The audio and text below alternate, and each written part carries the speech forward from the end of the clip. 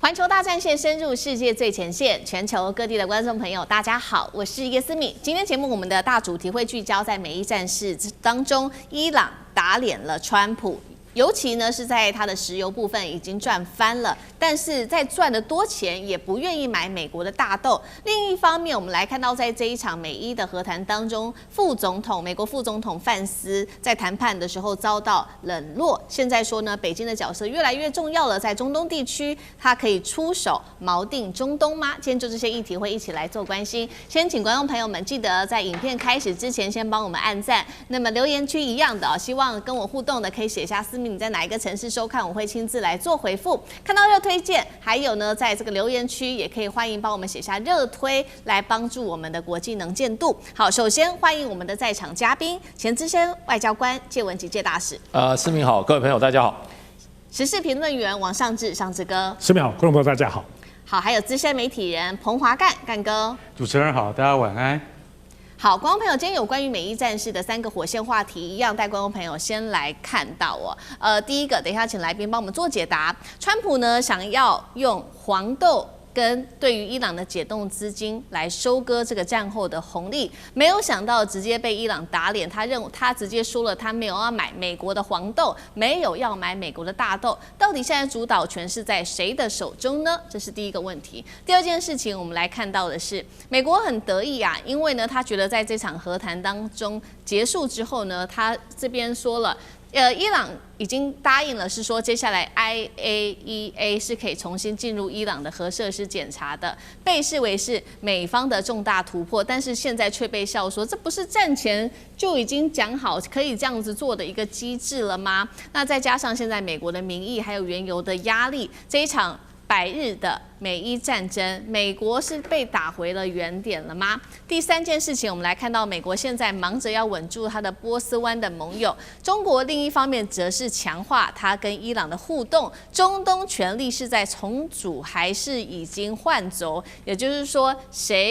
中美之間誰更有能力去掌握中東的話語權？今天就這些議題，我們會一起來做關心。好，我們要趕快來看到是川普直接被伊朗打臉嗎？原本以為呢，美伊的這一場戰爭打完之後，美國他說他可以名利雙收的，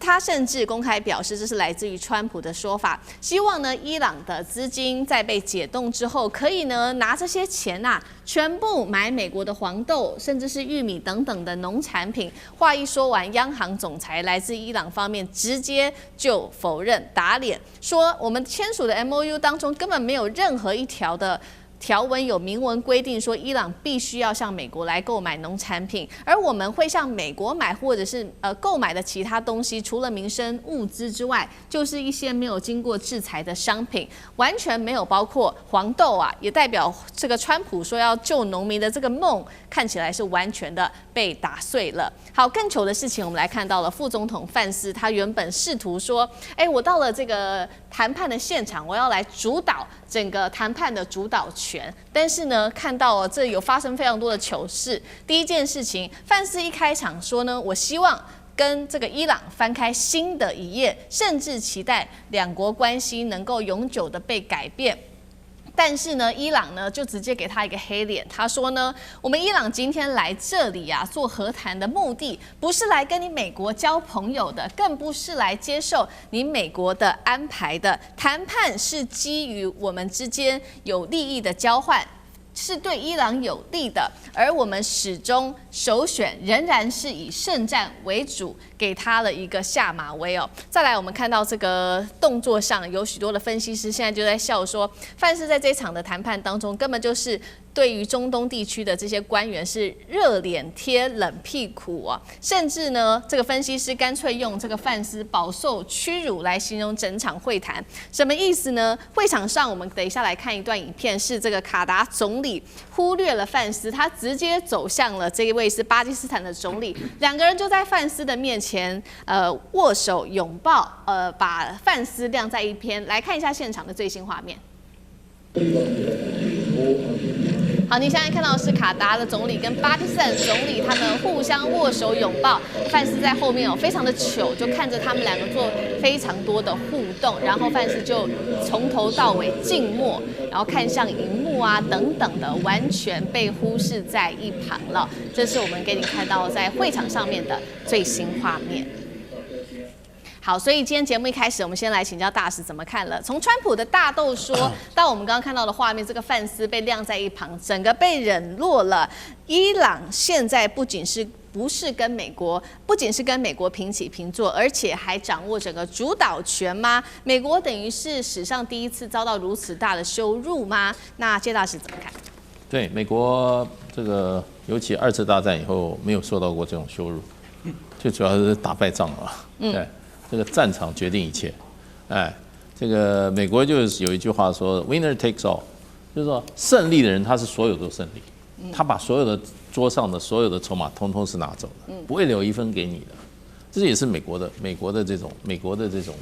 風格啊。那國際政治更是這種風格。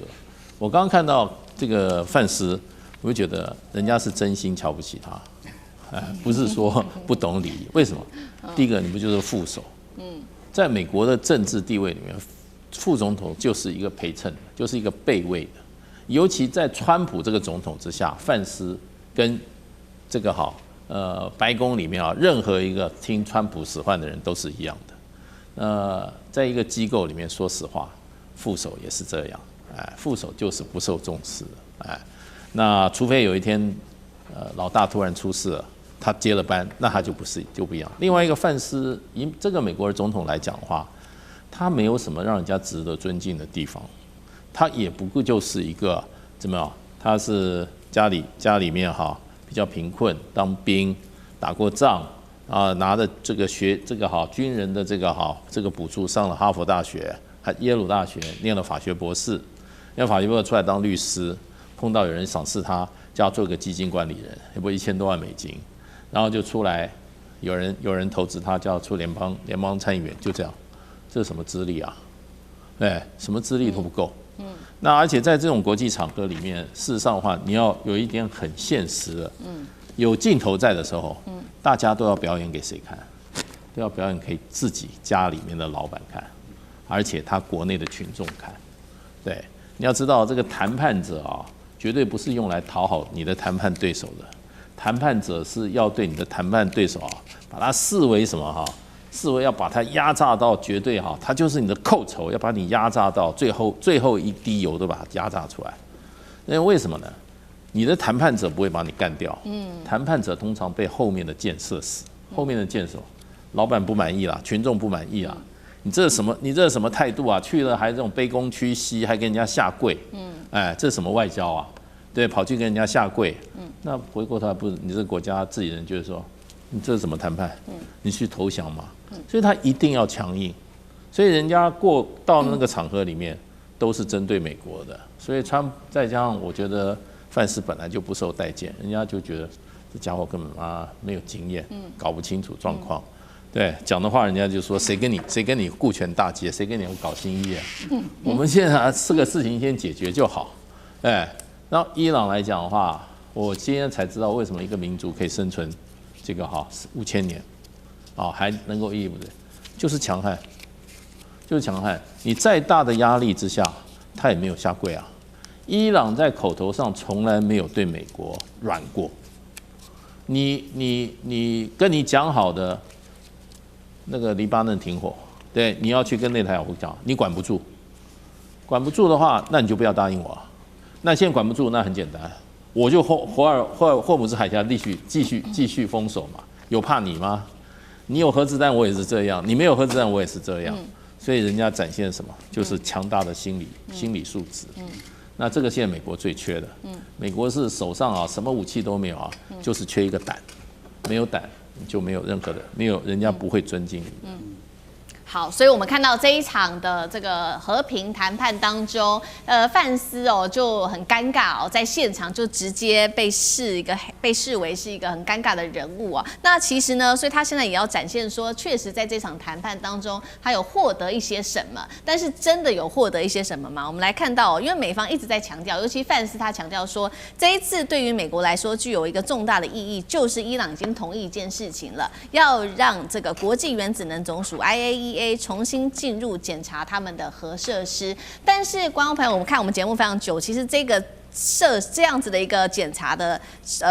動作，其實早在戰前，這個伊朗就已經同意了。所以呢，被大家笑說，你美國打了100多天，怎麼看起來回到了戰爭前當時的原點呢？再來看一下美國目前呢內部民調到底支不支持自己這個川普總統的做法？現在呢，來自於 CBS 最新的民調，78%的民眾希望戰爭快點結束吧，而且呢，2成是認為說，這一份臨時協議是美國佔上風，但是37%的民眾是認為伊朗才是真正得利的人。好，現在讓美國另外還有擔心的事情，就是有關於石油的問題了。現在他們的石油儲備呢降到了這個最新低點的一個水庫，來到了1983年以來最低，尤其是庫欣原油交割中心庫存已經來到了警戒線，現在呢是從4000萬桶直接腰斬，剩下2003萬桶。好，第一個是 IAEA 的問題，到底這個美國有沒有得到些什麼好處啊？第二個問題就是說，有關於美國的石油儲備問題了，會不會出事啊？尚志哥怎麼看？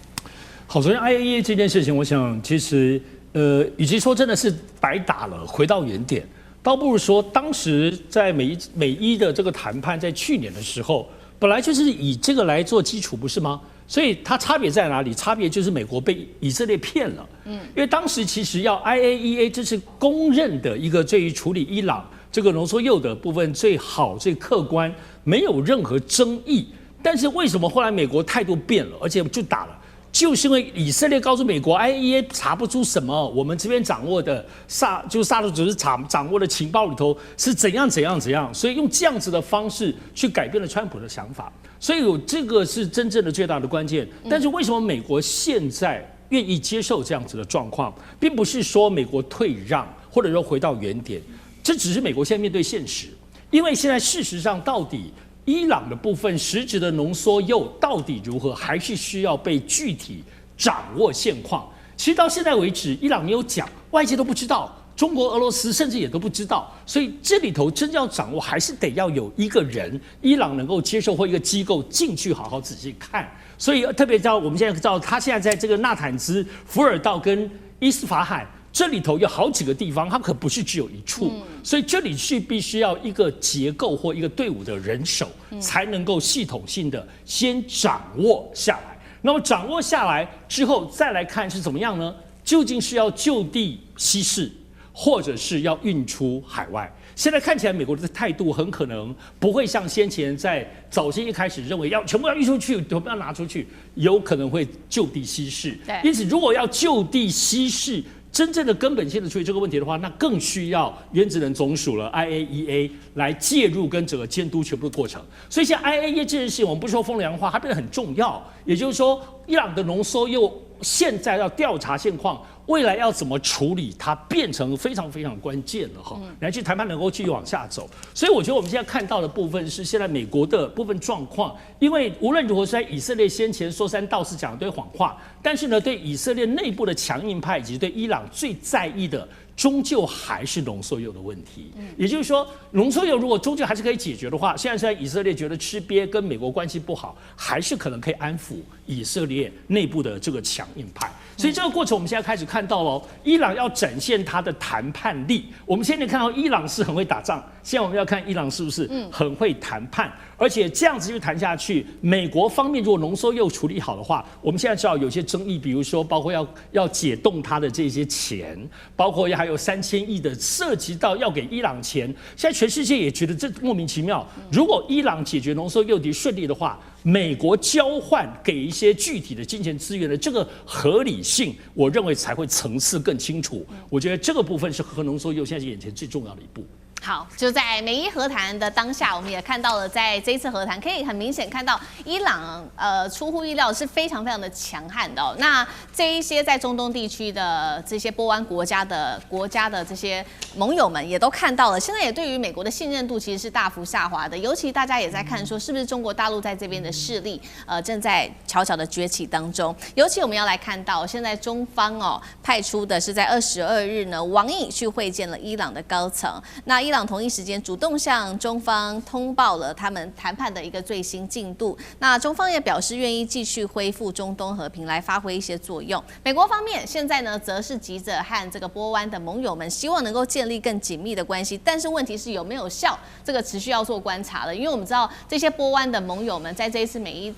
的戰爭當中承受了非常多來自於伊朗的飛彈哦，那所以呢，現在也要看波灣盟友們的態度。美國這一次是派的是這個盧比歐前往阿聯跟科威特跟巴林，試圖穩住波灣的盟友，真的有用嗎？幹哥怎麼看？好，你知道剛剛我們看到那個畫面啊，那短短10幾秒畫面，那是誰？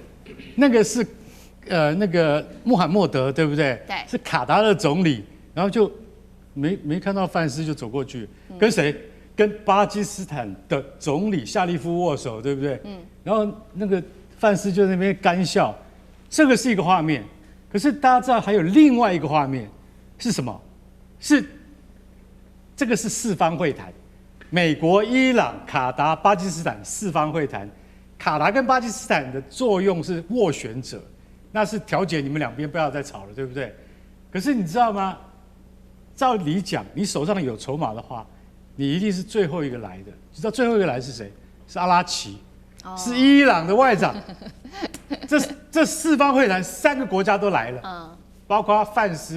站在最前面，就最後面進來叫做阿拉奇，就說怎樣？我現在手上有籌碼，我就最晚進來，怎麼樣？然後還有一個人講的更凶的話，叫做穆吉塔巴，就是現在伊朗實際掌權者，他的代表說，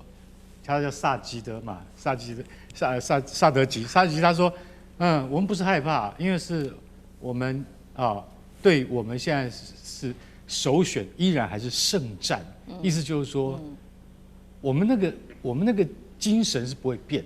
也就是說，如果說談判破裂的話，我們也不怕。那最後還是回到聖戰的本質上面。所以你就覺得說，阿拉奇這次進來，然後是最後一個進來，然後阿拉奇進來也一樣沒有跟范斯握手，也一樣跑去找夏利夫，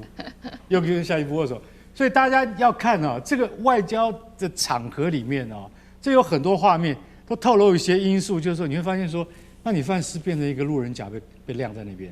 真的是那個樣子，其實我們也很驚訝，就像剛剛大使講，很驚訝啊。不過怎麼會這樣子？美國從來是不能，就是他是被人家等的，不能他等人家，對不對？如果今天是川普在場，川普一定拂袖而去，但今天是范斯來，他就變一個花瓶在那邊。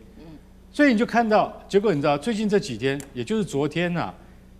王毅在哪裡？在新德里會見了誰？他會見了伊朗最高國安會的副秘書叫做內扎米普爾，內扎米普爾把所有14點的過程通通報告給王毅。為什麼？奇怪了，這不是有四方會談的嗎？怎麼又多一個角色出來，叫做中國？內扎米普爾為什麼把所有事情都跟王毅報告清楚？就是大家就曉得說，中國在未來伊朗的重建之路上面會扮演多麼重要的角色，這才是我們要注意的地方。好，謝謝幹哥。那我們休息一下，馬上回來。地緣政治、美中之爭、戰略價值、強權崛起、小國生存，現在與未來洞悉事件走向，掌握世界脈動，全球觀點盡在環球大戰線。接下來關心美軍無處可退，今天要特別來關心到的是大陸的東風17、東風27鎖死了印太地區，彈藥庫說現在藏在澳洲也躲不掉了。中國的火箭軍已經橫掃，已經到了第3島鏈去了。今天就這些議題，我們會一起來做了解。好，來關心到的是美軍最新的證實，也就是說呢，他們接下來要在澳洲來建立這個永久性海軍陸戰隊備戰武器庫。主要的原因是什麼呢？我們這個原因，我們先來看到是過去美軍他不斷的強調要在前沿地區來部署這些兵力跟裝備，尤其最重點的就是說要靠近這種可能發生區域衝突的地方。但是他現在為什麼突然間要把這些軍備全部向後往澳洲的方向去移動呢？現在呢，理由也直接給了一個非常清楚的答案，就是因為美軍現在認為了，不管是在菲律賓或者是關島這些前線基地，已經完全被覆蓋在中國導彈的射程之內了，讓美方非常的擔心，所以他們決定現在要退到澳洲。他認為這個是一個相對安全的後方位置，可以在這邊來進行相關的武器的部署。這個是美軍在澳洲的最新部署。我們來看到美軍在另外一個地區亞洲國家薩德，也就是南韓的薩德的最新部署，大家還記得嗎？當時這個薩德因為有各式的戰爭，也就是美伊戰爭的時候，他撤出了他的6輛的薩德發射車。在這個期間就全部把它移出去了，但是現在確定了這6輛車又全部的移回去南韓了啊，放在的地點就是新洲基地，意思就是說，接下來要放在中國大陸的家門口來恢復對於中國的完全作戰，可以這樣子做解讀嗎？我們先來看到，節目一開始先關心美軍說部署澳洲是他要強化他的後勤，但是實際大家也在解讀是不是一種戰略的大撤退，代表說現在看起來守不住第2島鏈了，已經要往第3島鏈去走了嗎？謝大使怎麼解讀？对，其實美軍這種部署已經因為中國大陸的這個遠程打擊武器啊，還有就是兵力投射的能力的加強啊，所以它已經做了很大的戰略調整。整體來說就是火力向前，兵力向後。就是說要打起來的話，說實話不是美軍上第一線，就是說在這個第1島鏈，這是第2島鏈的這些國家的人上第一線，美國在後面，地槍。地彈地刀，什麼都地，就是讓你們上去打。然後呢，先消耗你們，然後再去考慮消耗美國，這個是一個大的戰略。那在川普的整個的這個全球戰略裡美國的基本上的國家的安全戰略就是，這個所謂的西半球，也就是整個的美洲啊，從這個北極到南極這個地方，就是美國的什麼禁臠，不准有外國勢力進來。進來的話，我就要把你擠出去，然後這裡面也不准有反美的國家，像這些委內瑞拉就把你解決掉，再接下來誰？再接下來就是古巴，美洲這一塊地上有反美國家的話，那是不允許的啊。然後美國要靠一個怎麼樣？靠一個鑽石這個一個罩子，然後把這些從海外兩邊打來的任何的攻擊性武器把它攔住，這就是美國人的。尤其在川普的時候，更強化的一個美國防衛跟美國安全戰略。是。那所以第1島鏈、第2島鏈就變成美國就是說，美其名就是說，你們這些國家不能再靠美國保護了，你們要自己承擔更多的這種防衛責任。那其實就變成就是說，你們以後如果說跟中國大陸的軍隊如果有接觸的話，你們自己要靠自己力量自己要撐住我會給你武器，可是呢，你們要跟我買，大概就是這樣子的意思。不過對中國大陸來講的話，其實就在有一段很長的時間裡面，過去20年時間，中國大陸的很多的這個武器發展，基本上都有很深遠的這個布局。第一個就是長程導彈系統、洲際導彈系統。中國大陸從東風41出來以後，大概就已經怎麼講，就已經很篤定了。那前2年的這個大閱兵裡面，沒有東風51，東風61直接出來了。那也就是說，地球上任何一個角落，中國大陸的洲際彈道飛彈都可以打得到，而且呢，它都是一個彈頭打上下來就10個分導的彈頭，那10個下來的分導的彈頭呢，又可以做什麼變軌的，所以是無法攔截的。那除此之外，對周邊國家就是中程導彈，就東風系列，東風17、東風21、東風多少31。這些是非常完備的，所以在這個情況之下，美國現在就跟我剛剛講的那整套的戰略就在改變，那所以就变成就做美國的盟友，現在要注意不是美國保護你是你要在第一層你要保護美國，用你自己的軍人，用你自己的國土來保護美國，你做第一層的尖兵保護美國，美國只出錢、只出彈藥，不出人的不出人。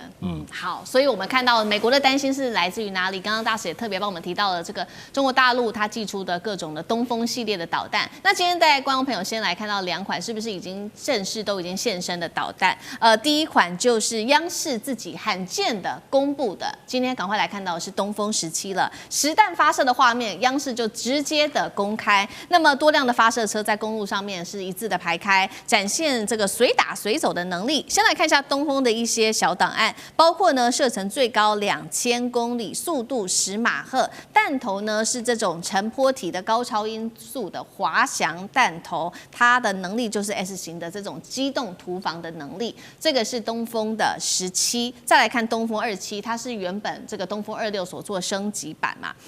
疑似是已經批量服役了嗎？射程最高達到8000公里哦，又比東風17再更升級。那現在已經說可以達到第2島鏈的關島、西太平洋地區、亞太海上機動目標都可以。澳洲智庫最新警告，如果呢中國在南海這種人造的人工島上面部署東風26，射程可以直接打到澳洲的北部了，是不是會改變整個印太的格局？幹哥怎麼看？央視公布這個畫面有它的意義，為什麼？因為火箭軍的前身叫做2炮部隊，是在1966年建制的，到今天剛好滿60週年，所以放出這段影片，其實某種程度上的意義就是在告訴你說，其實我們的東風17已經能夠做到無依托作戰，就是在野外，而且可以機動作戰。這個老實講一句，機動作戰雖然不是新名詞，可是對於這種高超音速導彈，是第一次聽到，為什麼？因為你還是要有依托，你要有後勤，你要有一堆車跟人去跟着它。但是現在東風17它可以做到，它可以在公路上面隱蔽或機動，這不太容易。為什麼呢？因為高超音速導彈從來都是被認為比較重要的資產，所以他們今天能夠做到這邊的話，你要知道這飛彈東風17，它現在已經它的作戰高度是9萬英尺，也就是大概3萬公尺的高空，比我們一般的民航機要高3倍。它打下來的時候是10倍音速。通常來講，理論上是沒有東西可以攔的。我們現在以剛剛所說到的薩德哈，就是終端高空防禦系統，這種系統理論上可以攔得到，但是沒有經過實戰，永遠美軍也不敢這樣講說一定攔得到。好，所以放出這段影片就是告訴你說，我們的飛彈你找不到。以前也許東風舊型的飛彈，它在發射初期，因為它什麼？它是熱發射，所以近地衛星早就一覽無遺了。因為你有熱源，所以一看就看得到了。是。那可是現在，對不起，東風17是冷發射，所以它不會有熱源，你根本看不出它在哪裡，所以你沒有辦法鎖定。這就是它技術進步的地方。再來，東風27，它其實是東風26的進階版。那東風27的射程最遠達到8000公里，已經可以確定可以把關島的第2島鏈涵蓋在射程範圍之內。所以說，東風27，老實講一句，是比較令美國忌憚的。為什麼？你現在都必須要往後退？為什麼？就是你往後退，退到澳洲一線的話，那才會比較有保障。所以澳洲的智庫會認為說，如果今天中國在永暑礁或是美濟礁上面部署的話，它一樣打得到墨爾本，這就是最忌憚的地方。所以我們現在已經看到了這次2炮部隊的影片出來之後，這2種飛彈可以告訴你說，將來是解放軍火箭部隊的作戰主力。而美國呢，它相對因應的方法是什麼？到現在看不到。我們也許在下一個會計年度可以看到美國專門對付這2種飛彈的新計劃出現，也不一定。好，這個是東風系列，我們看到中國大陸它現在在備戰哦，準備的這個東風系列導彈。那再來整體的大框架上面，它也有一個新的戰略，因應的就是它以這個2030年可能爆發大規模戰爭為前提，所以最新呢，它祭出的這個叫做新長城的堡壘工程。好，意思是什麼呢？就是強化包括在內部產業的備援、戰略儲備，還有呢內部工業的布局等等。我們先來看到4大戰略布局有哪一些？看到 CG 包括了這個產業的內移，它將半導體啊、醫療等等的關鍵產業就遷往四川、重慶。以這邊為戰略的腹地，建立戰時工業後方，再來強化戰略的儲備，包括基本的國家運轉需要一些能源、糧食、原料等等。軍民融合的部分，基礎設施是隨時都可以轉為軍用的。最後就是增加國家的一個動員能力。現在有一個說法，是不是有一點像是模仿當時複製2戰對日作戰時的一個消耗戰的一個狀態？上次哥怎麼看？現在全世界都在研究中國哈，現在中國的強大，中国的有很多東西不太一樣了，特別是一些包括在國際當中的處理，我們現在講說，包括這些稀土啊、管制等等，都是過去不出在、没有出現的。所以呢，在很多的國家研究當中，日本不得不說是研究，因为日本本来都知道很愛研究嘛，數據啊、資料都要掌握，而且日本很愛分析，日本連電視上的綜藝節目都會在分析中國社會、分析全世界，我們都沒有看到綜藝節目為什麼要分析呢？但日本唯獨不太做預測，他們很謹慎，所以日本很多的產業自己本身分析了半天，可是自己這個國家都很多抉擇都做得亂七八糟。好，但在研究中國方面，卻是日本長期以來民間有非常多的智庫很深入的研究，而且相較於可能歐美當中，在研究當中還是霧裡看花。日本因為對中國接近，而且大家都有很多的東方國家的一些思路、決策，包括政府的決策，所以這研究才會出現了這種講說，認為中國會10年內一戰。這不是最近提出的，這是10幾年前就已經有好幾個智庫提出，而且很集中在2020到2030年。好，這裡頭我們首先先要看。不得不說，還是有點道理哦。包括最近我們現在講2027年，現在都說2027年可能兩岸台海會發生戰爭，主要的原因是2027年，大家不要忘了是解放軍建軍100年。除此之外，是習近平每5年當中的這個另一屆的他的權力，中共的全代會要讓習近平繼續主政5年，也是2027年。除此之外呢，2029年是中共就中華人民共和國所謂的新中國建國80週年，也就是說2027到2029乃至到2030，這對中國來說是一個歷史性的時間。所以中國會不會處理很多歷史上，包括兩岸要統一，包括對於日本要清算，包括中美之間要大對決呢？所以這是整個我想在現在在思維10年內不會有一戰的最重要的時間背景。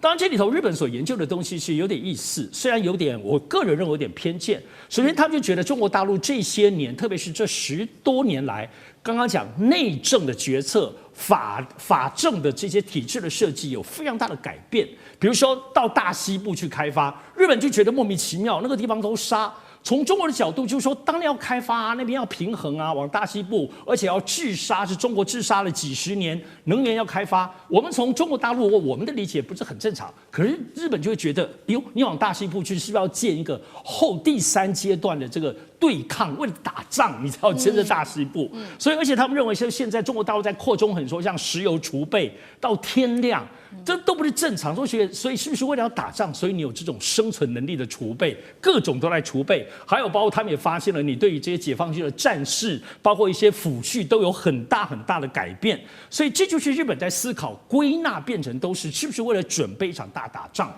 然而這些研究現在我們不得不說，也變成現在日本軍國主義。研究說，中國現在準備打仗，會不會打我們日本啊？所以現在日本要發展軍國主義當中，也引用了這些日本民間的思路，認為中國就是為了打仗，所以日本也要強大，跟建設部的這個軍事起來。所以這整個思路邏輯也變成雞生蛋，蛋生雞，大家都變得很複雜了。好，謝謝尚志哥。那我們休息一下，馬上回來。地緣政治、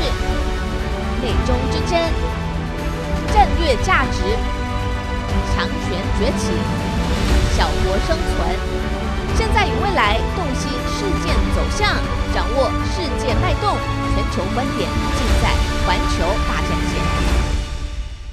好，接下來看到中國大陸一出手，56家美企它都要作為制裁。上游卡的現在看起來是美國，但是其實我們今天也會更關心到的是，整體來看卡的是上游的美國，但是影響的是中游的日本的軍工整個被供應鏈給連坐給拖垮了，包括的整個日本的製造業體系當中的企業，像是三菱重工、川崎重工、信越化學，現在全線承壓來自於中國大陸的制裁壓力。力。今天就這些議題，我們會一起來做關心。歡迎觀眾朋友留言一樣的，如果您認為中國大陸這一波針對於美國的制裁會間接的對於日本的企業重創，留言寫1；如果你認為還不至於的話，或者是還要持續做觀察，留言寫2，一起跟我們做更多的互動。這一場中美日的科技軍工競賽持續的升溫，因為呢最新消息來自於路透社的一個報道，中國現在制裁的對象是來到了美國。22日，它正式啟動了這一波反制動作。我們要來看到是將56家的美企納入管制名單當中，還有46家的美企是禁止參與中國的政府採購的。好，這當中還有2家企業，但是重點是這些企業裡面其實都大部分跟軍工有關，還有呢是有稀土的生產商也一起的被列入在制裁的名單當中。表面上看起来是中國大陸对於美國的制裁，但是現在說呢，真正受到衝擊的是供應鏈在中斷的這個日本。為什麼這樣說？我們先來看一下對於美國的衝擊。首先，因為這幾天我們一直在講大陸在培育它的這個人工鑽石的部分。好，人工鑽石，中國大陸現在掌握度大約是落在98%，擁有98%的培育鑽石哦，但是呢，我們現在看到呢，如果說它对於美國掐緊的話，會嚴重的衝擊美國在航空業跟它的國防領域的一個發展都是需要的。而美國目前呢，剩下的庫存竟然是只剩下2個月到3個月的時間，它就沒有辦法去發展它的軍工了。再來看到的是對美國的制裁，我們剛剛說嘛，也會直接衝擊到的是日本廠商，因為呢，大陸限制洛克希德馬丁的發展的同時，尤其是我們看到的 F-35哦，它呢其實是包括了雷達呀、電機啊、引申圖材料等等，都會需要用到這些稀土的，高度依賴中國大陸的稀土跟重金屬等等的。現在對它制裁來說，三菱重工也就是長期跟洛克希德馬丁的合作的這個日本廠商，當然也會一起受到影響了。再來就是俄烏戰爭當中需要用到大量的愛國者飛彈，本來是由雷神授權給三菱重工去做生產的，那現在呢，我們看到呢，它一樣在中國大陸的制裁之下，三菱重工也因此受到了很大的影響。再來看到是越性化學了，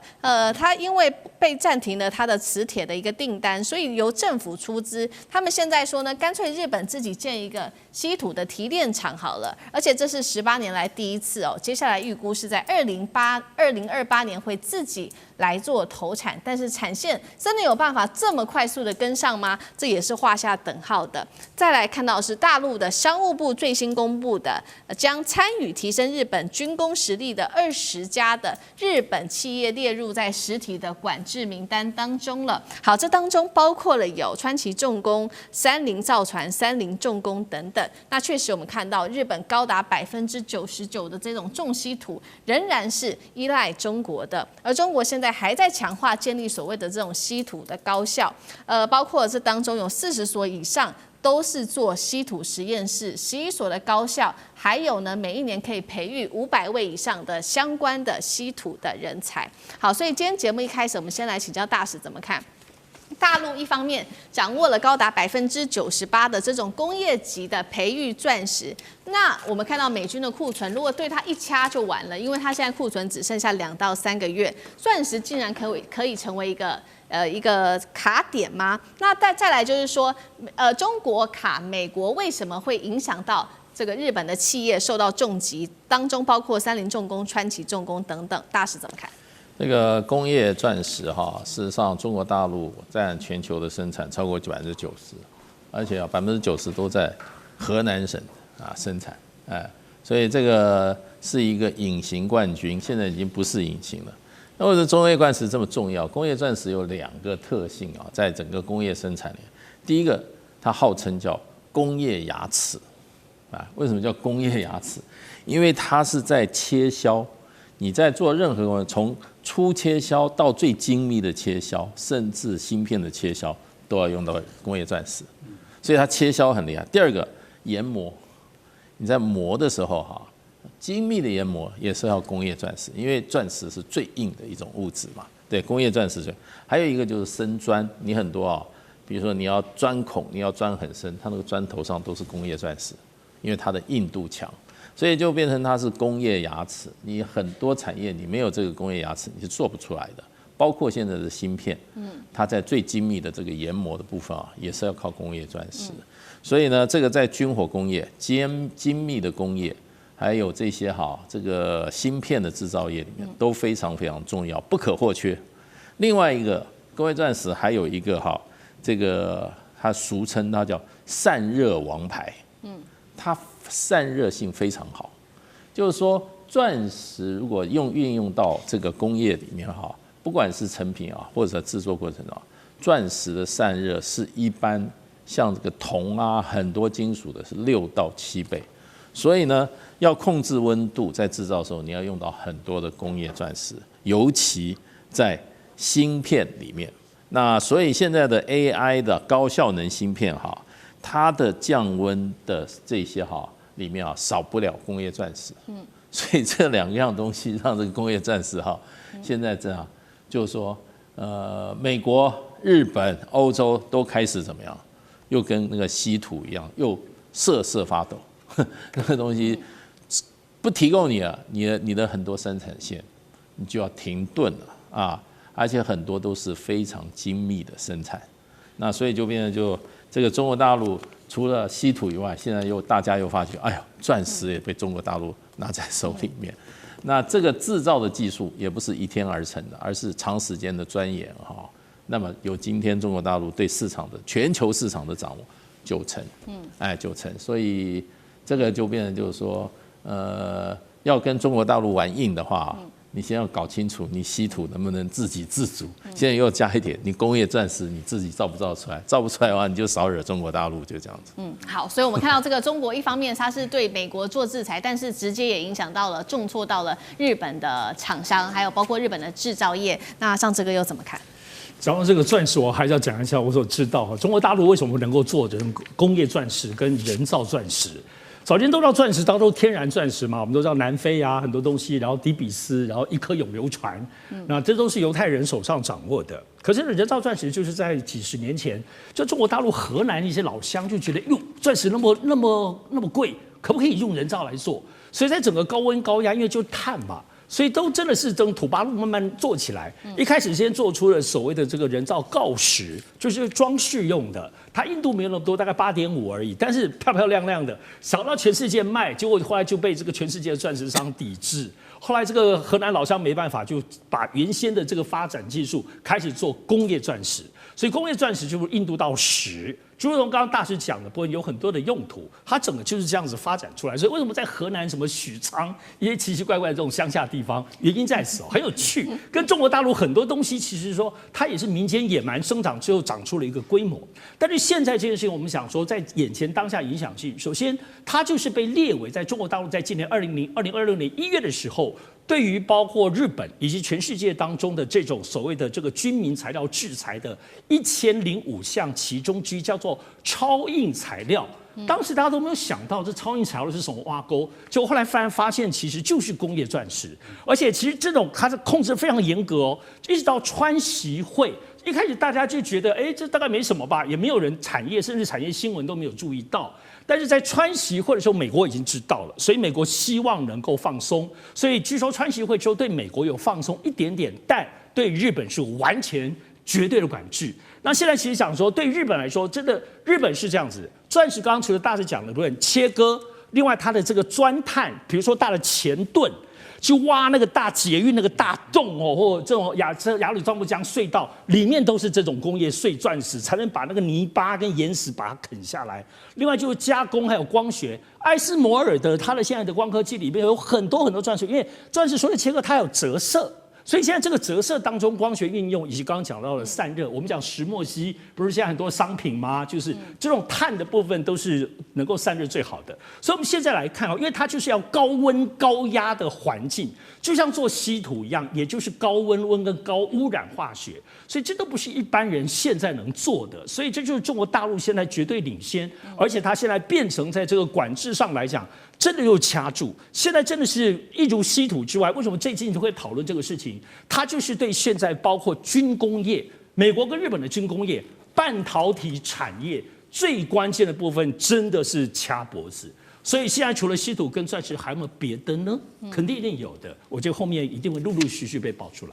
好，所以我們現在看到，那日本有了最新的反制動作哦。我們前面都是看到中國大陸對於日本的制裁，這一件事情有沒有跟這個中國對日本的制裁有關係呢？因為日本政府已經宣布了，從7月份開始，調漲入境簽證費，最高漲到現行的5倍，這是第一個。第二件事情，日本對於中國跟台灣來課反傾銷，是針對於鋼鐵產品。那中國稅率最高高達了45%，幹哥怎麼看？我覺得日本是在自尋死路，你知道為什麼嗎？日本在2010年那時候釣魚台事件的時候，他們就突然醒過來說，中國的供應鏈已經不安全了，不穩當了，因為它可以鎖我啊，它可以鎖我的喉，所以日本那时候就趕快開始發展，就說我們一定要從外面，尤其是重稀土，輕稀土還沒有那麼要緊，重稀土非常要緊啊，鎵、鍺像這樣子的鋰、鋅、鋰，像這樣，我跟你講，那時候是國防工業最重要的，所以他們早就在10年前就開始了。可是我跟你講，就跟你講一個最直接的例子，你知道日本找到了，美國幫他找的，澳洲找了一個公司叫 Lynas 公司，他們可以去提煉高純度的鋰、鋅還有鋰，你知道，國防工業非常需要這個。結果你知道 Lynas 經過10年的努力，他說我們已經達到99.5%的純度了，99.5%哎，不是很高嗎？結果日本這些大企業，這個住友重工，他們都講，對不起，我們要99.7%。我現在來告訴各位，中國大陸的純度是到多少？它的精度到多少？大陸已經達到99.9%，99.9%只有4N 級的，他們還有個6N 級的。是99.9999%，這已經快要比鑽石還要精密了，對不對？為什麼中國做得到？幾十年的精煉成果，所以連澳洲這個 Lynas 這個商人他都做不到，所以日本他必須要在這上面投降。再講到 F-35戰機，洛克希德馬丁公司不是只有在亞洲，在全世界唯一認證只有一家能夠幫我們修戰鬥機。那一家叫什麼？叫三菱重工，其他沒有，絕無分號。除了我們本公司，除了我們在這個就是美國本土的公司有這個維修的能量之外，全世界只有第2個地方可以幫我們修的，就是三菱重工。只有日本能修，其他通通不行，是唯一認證合法合格的。你知道為什麼？因為它的雷達、它的電機和它的就是隱形的材料，那個塗層，這些秘密也只有日本可以知道，其他人通通不能知道。在這種情況之下，雷達要用的鎵和那個鍺這2種非常重要的元素，現在中國就是不賣你，我不賣你就是不賣你，你怎麼辦？所以日本他現在還是要回頭去求美國，那求美國，美國自己本身都覺得他非常的局促不安的，所以。他就曉得說，像這樣子的情況，你還要對什麼？對中國遊客入境簽證啊，實施簽證費，還要說，哎，中國你那個賣我們那個冷壓鋼鐵太低價了，低價競爭已經壓垮我們日本自己本身的本土的冷壓鋼鐵的技術跟企業，這樣不行，抽重稅，最高要45%，你不是要自尋死路嗎？到底要怎麼樣，你才能夠得到中國對你網開一面？就是高市早苗，你一定要道歉才能夠解決。好，謝謝幹哥。那我們休息一下，馬上回來。地緣政治、美中之爭、戰略價值、強權崛起、小國生存，現在與未來洞悉事件走向，掌握世界脈動，全球觀點盡在環球大戰線。來看到日本 GDP 慘衰10年暴跌了14%，同時日債爆表，經濟會崩盤嗎？今天來做關心。再來就是稀土大刀，現在重創的日本企業也集體進北京，要來破冰。全球企業是不是轉向中國？今天就這些議題會一起來做關心。好，過去10年我們知道這個主要的經濟體，大部分的經濟都是往上走的，但是唯獨我們來看到日本卻是在10大重要的經濟體當中唯一一個衰退的苦主。來看到資料顯示，從過去的2016到2026年，過去這10年間，日本的 GDP 的規模從5.1兆美元，竟然是一口氣暴跌到只剩下4.4兆美元，大約減少幅度，也就是10年來減少了高達14%。除了我們特別看到的 GDP 之外，日本同時內部現在出現了3個重點的警訊。第一個，國債的部分，國債已經飆破了 GDP 的250%，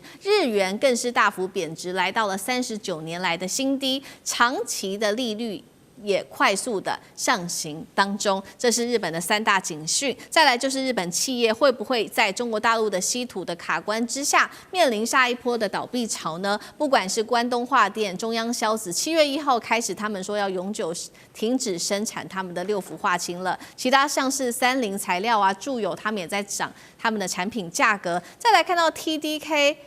還有呢，太陽誘電等等，他們的庫存水位也都已經來到1個月的一個新低了。我們先關心一下日本的經濟到底怎麼回事 ？GDP 規模10年縮水了14%，日本經濟進入了長期的一個結構性的衰退嗎？會不會進入一個長期停滯的階段？大使怎麼看？衰退已經是鐵的事實了，長期衰退看起來也跑不掉。那這個東西冰凍三尺非一日之寒。日本本來在80年代上個世紀如日中天啊！我第一次到日本，我簡直嚇壞了，沒有看過這麼有活力、這麼進步、這麼乾淨、這麼有秩序的社會。我那真的嚇壞了，真的是一種強烈的震撼。而每次去日本就是一直走下坡。那日本的這個經濟是從被美國人整的，就是所謂的那個廣場協議，一下叫日幣漲了20%，像日本的这個怎麼講呢？產生這個經濟的泡沫，最後泡沫這個怎麼講呢？爆裂以後，結果所有的銀行跟這個大的企業都變成負債累累。本來是錢多得不得了，你一負債累累以後呢，你的所有的這些思維就是以還債為優先，銀行也還債為優先，銀行怕你倒賬為優先，企業呢也還債，結果就造成什麼？就不敢去投資了，所以這個泡沫破裂對日本來講，就是整個社會沒有那個投資創新的那個動能了，所以就一直就缺乏那個動能。之後再加上日本呢人口老化，然後少子化，人口老化加少子化，也就是說它的所謂的這個人力資源越來越不夠，然後呢，它借助了很多外勞可是這都沒有辦法把日本的產業往上提升。你外勞你需要高端的這些工程師或者管理人才，但日本社會說實話，你要打進日本的高端社會，談何容易啊？他就是很排外嘛，他不會把那個領導階層隨便給外國人的，對，他自己還有分貴族、平民，還有些比較爛的人的，他都還擠不上去了，外國人怎麼擠得上去？所以他就出現了這個人口斷層，再加上這些前面的因素，在造成日本的產經結構，於是很自豪說什麼產官學一體，說穿了就是產官學全部勾結，然後就產生了很多呢公司該倒都不給他倒，因為政府關係很好，就產生了很多什麼僵屍企業，不斷的侵蝕日本的這些產業基礎，再加上日本錯過了這個互聯網時代，錯過了所謂的這種 venture capital，就是說那種用這種獨角獸企業，日本沒有，根本都不信任。再加上它這個怎麼講呢？它這個在這個新的產業，尤其是這個IT 產業這個地方它完全斷裂，交了一個白卷，所以日本沒有過去現在很慘。你有最新的產業有競爭力，通通沒有，所以說也沒有未來。好，所以在面臨現在的經濟困境之下，我們就看到，是不是日本要尋求一些經濟上面的解方、產業上面的解方呢？剛好現在中國大陸正在舉行的就是練博會，那我們看到呢，許多的日本企業這個時候重量級代表團，他們就趕快去到了北京，裡面來看到一些非常重要的大咖人物都到了，包括了關西的經濟聯合會長，還有住友電工董事長松本正義、三得利的副總等等的人。其實練博會是2023年。年以來中國開始創辦的，那已經至今吸引了85個國家，超過670家的企業機構一起來參與。那日本這樣子做到底有沒有效呢？上次哥怎麼看？不是大咖小咖哈，其實聯博會原來參加是關鍵人河野洋平，他前自民黨總裁哈。如果中國大陸現在抵制在制裁日本，如果對於3個人日本人會客氣，河野洋平就是其中一個。因為他是長久以來中日對話，而且率領日本民間的這個國際經貿由他推動。這次其實他要去，而且規模非常非常大，他們就希望尋求在高市早苗的這個沒有對話過程當中，能夠靠河野洋平個人的影響力，讓中國大陸能夠聆聽。可河野洋平6月8號突然就胰臟病死了，所以這個部分大收縮，北京也就是說原先要建的高層全部沒有了。所以現在是這樣子啦，我覺得可以看得到，無論如何，日本民間已經知道制裁的影響力，所以大家想盡辦法，希望能夠擺開，包括跟日本官方之間的關係。比如說，現在日本就成立中國日本商會，中國在前面哦。不是日本，還是中國日本商會，他們希望能夠繼承河野洋平的部分，能夠繼續的對話，突破這些制裁對日本產業的影響。然後高市早苗不鳥啊，高市早苗現在做的部分，他就在國際的舞台當中整合。他的想法就是，如果整合當中，稀土也弄了很多的產業鏈，你們日本這些企業看到這些產業鏈跟美國、跟國際、英國、歐盟合作，你們也要乖乖的繼續來，然後來這個合作的這個裡頭來投資嘛。所以其實高市早苗還是一路往前，他認為高大上。可日本民間知道這個制裁眼前就活不下去，而且如果有機會一點點突破也好，現在狀況是幾乎會死掉。所以只要能夠開一個口子，不要說全面，其實稀土的某一點點打開，現在日本的這些對於中國大陸比較熟悉的，希望能夠突破。但有河野洋平之後可能可以，現在沒有河野洋平，誰呢？他的孩子甚至任何人沒有看到能夠繼承的人。好，所以我們看到中國大陸的這波制裁之下，這個日本企業跟日本政府現在態度不一樣。日本企業希望能夠尋求突破，自己去到中國大陸的聯博會，北京這邊希望能夠尋求一些新的溝通管道。到底有沒有一些作用啊？就是幹哥又怎麼看？其實聯博會就是什麼？就是中國舉辦的，他舉辦什麼？